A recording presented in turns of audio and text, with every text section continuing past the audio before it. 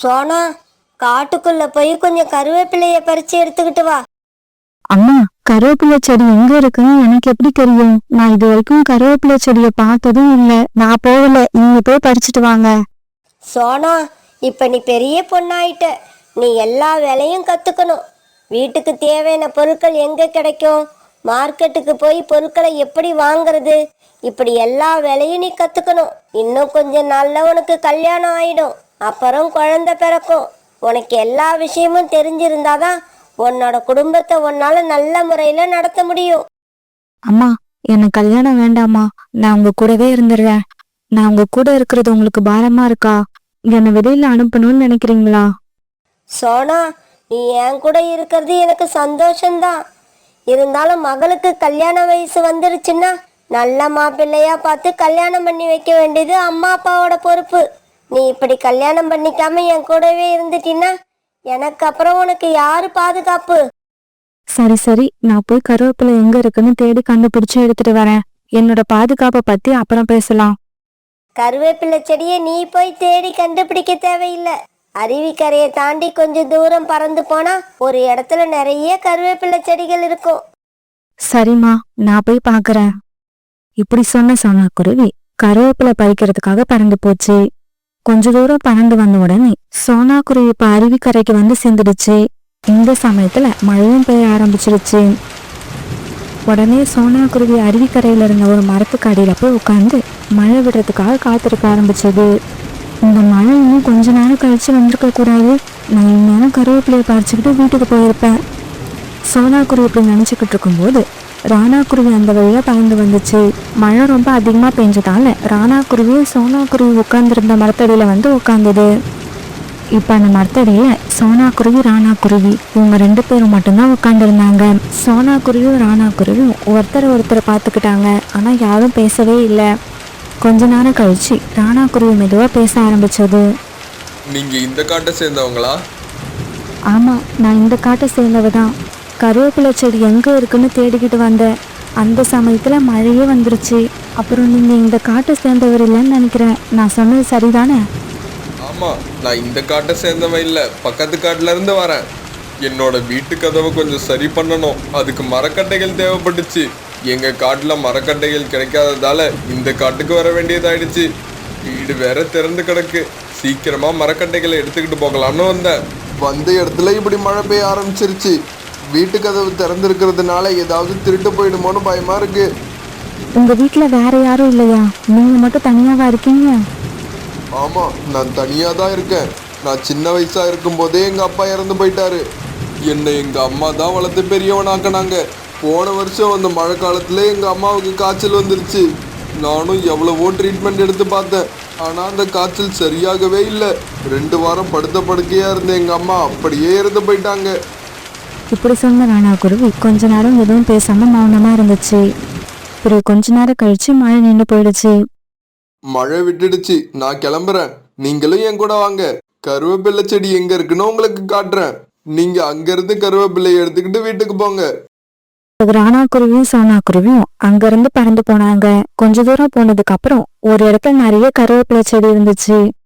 கருவேப்பிலை செடியை தேடி ரொம்ப நேரம் அலைய வேண்டி வரும்னு நினைச்சேன். நல்ல வேலை, நீங்க இருந்ததால என்னோட வேலை ரொம்ப ஈஸியா முடிஞ்சிருச்சு. இன்னைக்கு இந்த காட்டுக்கு வந்து உங்களை பார்த்து பேசுனதுல எனக்கு ரொம்பவும் சந்தோஷமா இருக்கு. நான் வீட்டை விட்டு கிளம்பி ரொம்ப நேரம் ஆயிடுச்சு.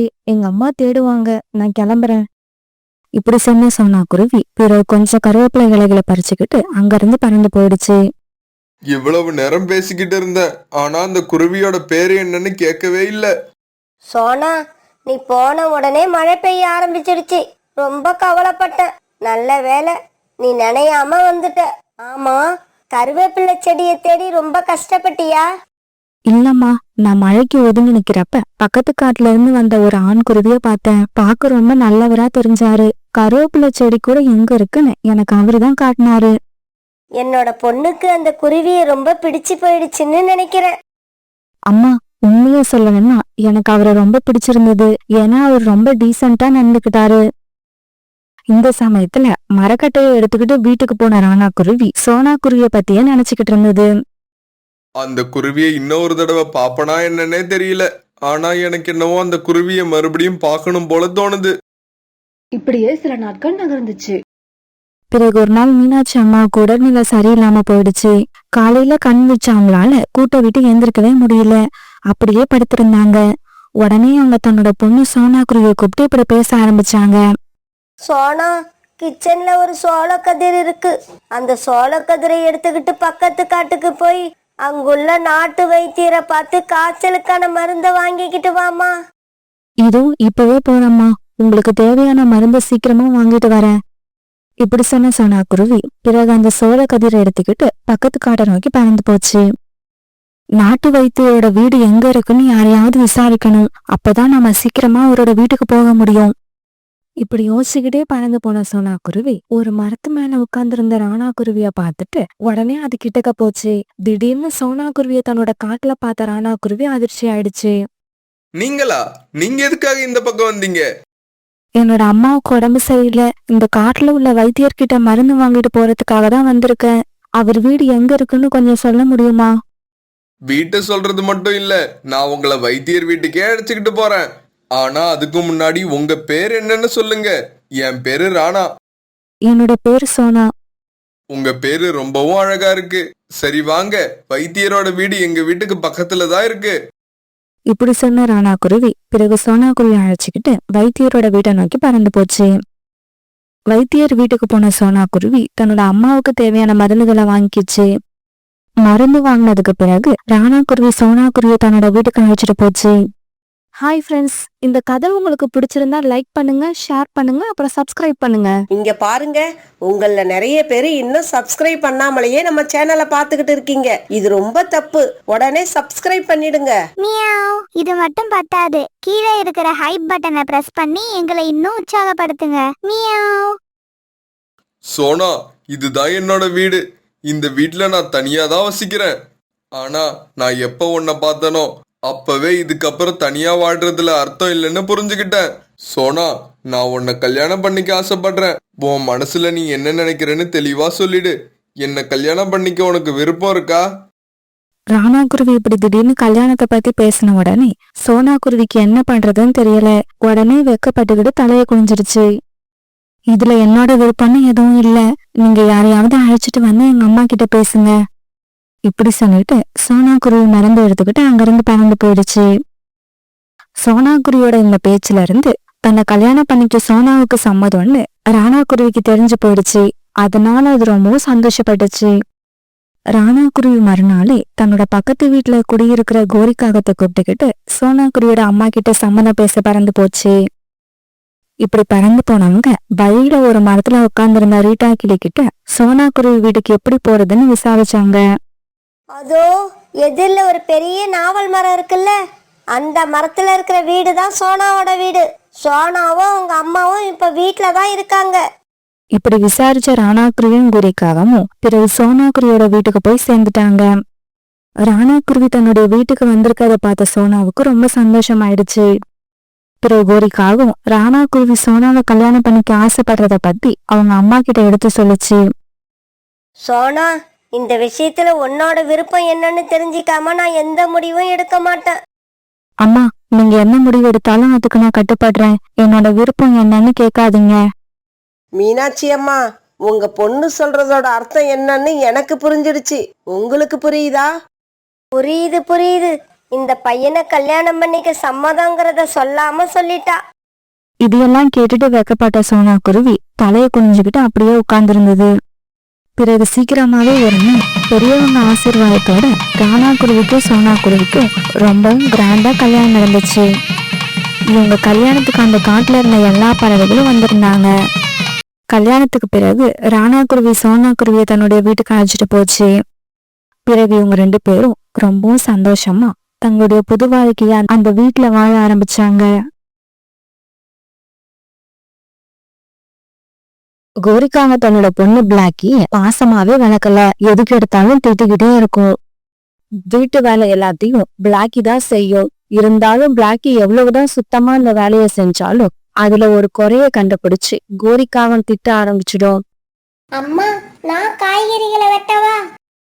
ஆமாம் பிளாக்கி, நான் போய் நதியில தண்ணி எடுத்துக்கிட்டு வரேன். நீ அதுக்குள்ள வெங்காயத்தையும் உருளைக்கிழங்கையும் வெட்டி வை. நான் வந்து சமையல் வேலையை ஆரம்பிக்கிறேன். இப்படி சொல்லிட்டு கோரிக்காவை தண்ணீர் எடுக்கிறதுக்காக நதிக்கரையை நோக்கி பறந்து போச்சு. தண்ணீர் எடுக்க போன இடத்துல கோரிக்காவை சோனா குருவியை சந்திச்சது. கோரி அக்கா, உங்க பொண்ணு பிளாக்கி பெரிய பொண்ணாயிட்டா. வீட்டு வேலை செய்யறது எப்படின்னு அவங்களுக்கு கத்து கொடுங்க. இன்னும் எத்தனை நாளைக்கு தான் நீங்களே செஞ்சுக்கிட்டு இருப்பீங்க? சோனா, பிளாக்கியும் சில வேலைகளை செய்யறாதான். இருந்தாலும் எனக்கு என்னவோ அவன் செய்யற வேலை பிடிக்க மாட்டேங்குது.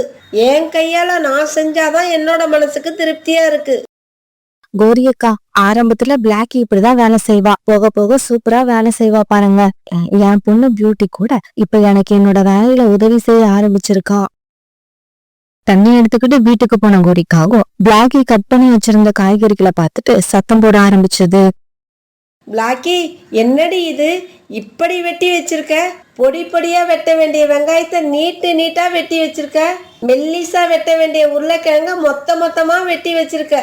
இதனாலதான் நான் உனக்கு எந்த வேலையும் கொடுக்கறது இல்ல.